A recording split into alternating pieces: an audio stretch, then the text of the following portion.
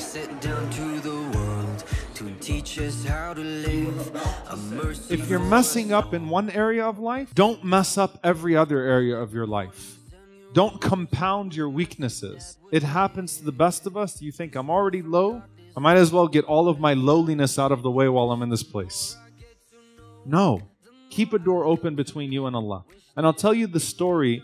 It's a very moving story, subhanAllah. There is a scholar by the name of Abu Bakr al-Shibli, rahimahullah. Abu Bakr al-Shibli was one of the scholars in Damascus. He was traveling, and while they were traveling, they were hijacked by a bunch of highway bandits. So they got attacked by qati' tariq, highway bandits.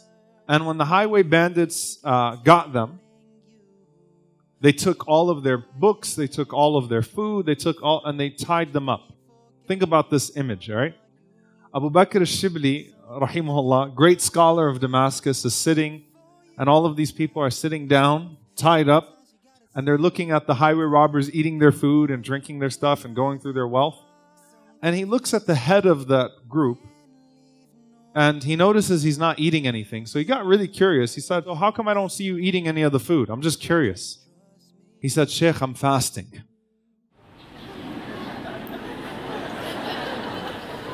Can you imagine the sight? Like, he took it another level. He was robbing people while fasting. And you know, Shaykh Abu Bakr al-Shibli, rahimahullah, he was like, what good is your fasting if you're hijacking caravans and robbing people in the streets? Like, what kind of logic is that? What is this cognitive dissonance that you have? SubhanAllah, his answer blew him away. The man put his head down and he said, I've shut so many doors between me and Allah subhanahu wa ta'ala. I had so many doors between me and Allah of good, and I shut so many doors of good. He said, so I just wanted to keep this one door open between me and him, hoping that maybe one day he'll call me through that door.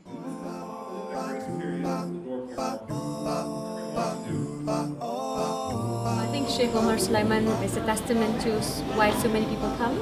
I would say he's not just a genuine smiling Imam, but he also is a civil rights activist that has been able to articulate some of the key messages living by the Prophet to the general public. Today it was a wonderful surprise to know that it was a workshop. So I mean the topic was already very interesting, but now because of the workshop, it's almost like an action plan, right? We were explained, you know, what are the dynamics of sin and of tawbah, and now given a action plan. It was very interesting from the beginning when I attended the first one in Singapore.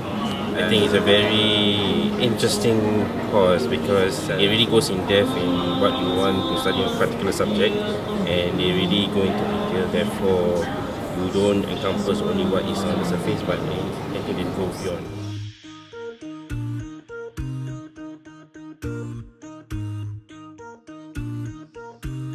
There's actually a lot of parts that I actually learned from him. He's very knowledgeable about the Sahaba. Even from this session, he gives a comparison of the different personalities. So I learned a lot about the stories of the Sahaba. I think the questions today was quite fun, you know, about the spouse and like, you know, how to deal with negativity and like friends who sin and stuff like that. So I always appreciate Q&As because I think they really come from somewhere. I mean, it comes from real people with real problems, and it benefits everyone. And big shout out to AlMaghrib, big shout out to all the volunteers, Shaykh Omar Suleiman, mashallah, tabarakallah, Allah bless you always and reward you all for the amazing da'wah and work that you're all doing. Okay, Assalamu alaikum. Shukran.